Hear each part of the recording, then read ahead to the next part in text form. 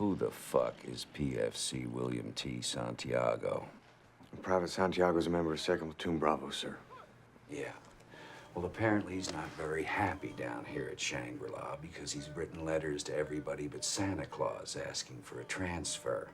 And now he's telling tales about a fence line shooting. Matthew? I'm appalled, sir. You're appalled. This kid broke the chain of command and ratted on a member of his unit, to say nothing of the fact that he is a U.S. Marine, and it would appear he can't run from here to there without collapsing from heat exhaustion. What the fuck is going on in Bravo Company, Matthew? Colonel, I think perhaps it would be better to hold this discussion in private. That won't be necessary, Colonel. I can handle this situation, sir. The same way you handled the Curtis Bell incident? Sir, my methods of leadership... Don't interrupt me, Lieutenant! I'm still your superior officer. And I'm yours, Matthew. I want to know what we're going to do about this. I think Santiago should be transferred off the base immediately. He's that bad, huh? Not only that, but word of this letter's bound to get out. He's going to get his ass whipped.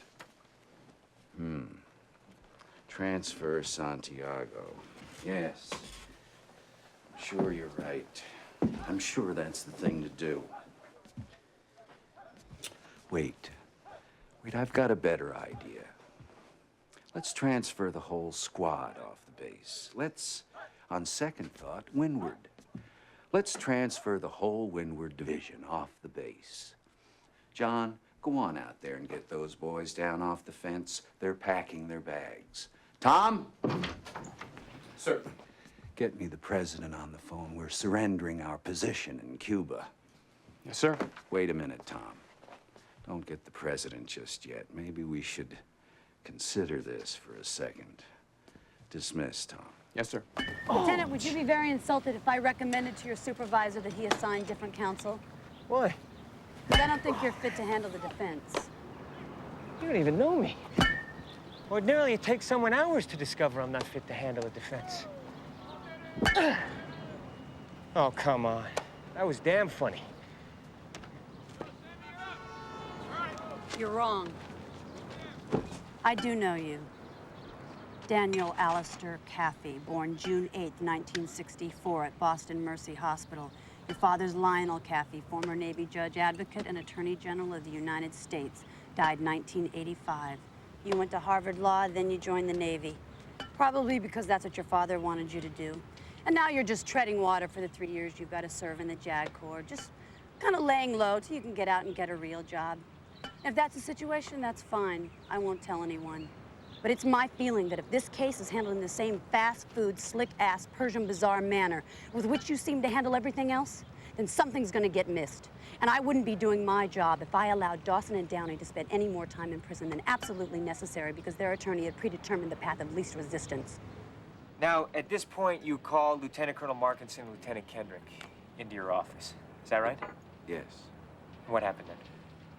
We agreed that for his own safety, Santiago should be transferred off the base. Santiago was set to be transferred. On the first available flight to the States, 0600 the next morning.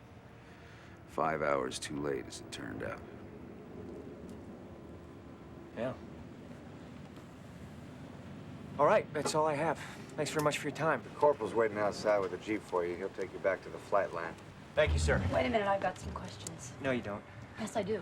No, you don't. Colonel, on the morning that Santiago died, did you meet with Dr. Stone between 3 and 5? Joe. Of course, I met with the doctor, but one of my men was dead. See? The man was dead. Let's go. I was just wondering if you've ever heard the term Code Red. I've heard the term, yes. This past February, Colonel, you received a cautionary memo from the Commander-in-Chief of the Atlantic Fleet warning that the practice of enlisted men disciplining their own wasn't to be condoned by officers. Well, I submit to you that whoever wrote that memo has never faced the working end of a Soviet-made Cuban AK-47 assault rifle. However, the directive having come from the commander, I gave it its due attention. What is your point, Joe? She has no point. She often has no point, sir. It's part of her charm. We're out of here. Thank you. My point is that I think Code Red still go on down here. Do Code Red still happen on this base, Colonel? Joe, the colonel doesn't need to answer that. Yes, he does. No, he really doesn't. Yeah, he really does. Colonel. You know, it just hit me. She outranks you, Danny. Yes, sir. I want to tell you something, and listen up, because I really mean this. You're the luckiest man in the world. There is nothing on this earth sexier, believe me, gentlemen, than a woman that you have to salute in the morning. Promote them all, I say, because this is true. If you haven't gotten a blowjob from a superior officer, well, you're just letting the best in life pass you by. Colonel, the practice of code reds is still Of condoned course, by officers my on this problem base. is isn't it? I'm a colonel, so I'll just have to go on taking cold showers until they elect some gal president. I need an answer to my question, sir. Take caution in your tone, Commander. I'm a fair guy, but this fucking heat is making me absolutely crazy. You want to ask me about code reds on the record, I tell you I discourage the practice in accordance with the commander's directive. Off the record, I tell you it is an invaluable part of close infantry training, and if it happens to go on without my knowledge, so be it. I run my unit how I run my unit. You want to investigate me, roll the dice and take your chances. I eat breakfast 300 yards from 4,000 Cubans who are trained to kill me, so don't think for 1 second that you can come down here, flash a badge, and make me nervous. Oh, Jesus Christ! You left the door unlocked. You scared the shit out of me. So just keep driving. Are you aware you're under subpoena? Yes, I'm also aware that the lives of 2 Marines are in your hands. If there was something I could do about that, I would, but since I can't, all I can do is help you, Lieutenant. What do you know? I know everything. Was it a code red? Yes. Did Kendrick give the order? Yes. Did you witness it? I didn't need Did to, you but- witness it? No. And how do you know? I know. Yeah, you know shit. He was never going to be transferred off that base.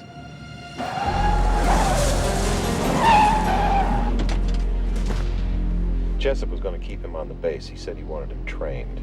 You've got the transfer order. It's got your signature. I know. I signed him the morning you arrived in Cuba, 5 days after Santiago died.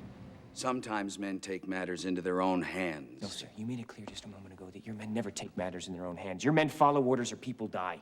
So Santiago shouldn't have been in any danger at all, should he have, Colonel? You snotty little bastard. Your Honor, I'd like to ask for a recess. I'd like an answer to the question, Judge. The court will wait for an answer.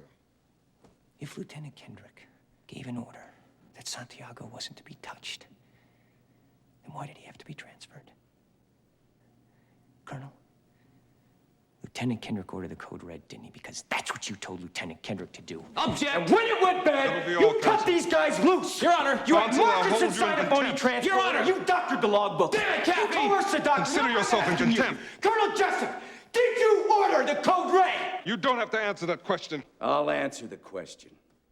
You want answers? I think I'm entitled. You want answers! I want the truth! You can't handle the truth!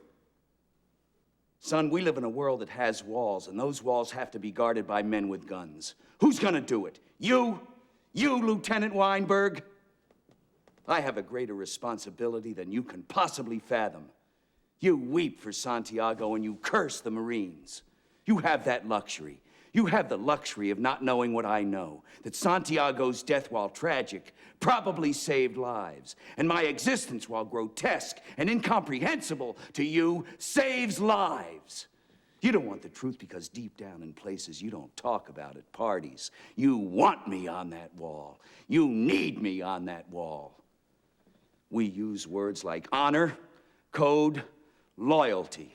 We use these words as the backbone of a life spent defending something. You use them as a punchline.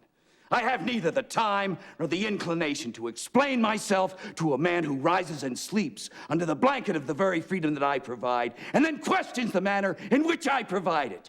I would rather you just said thank you and went on your way. Otherwise, I suggest you pick up a weapon and stand a post. Either way, I don't give a damn what you think you are entitled to. Did you order the code red?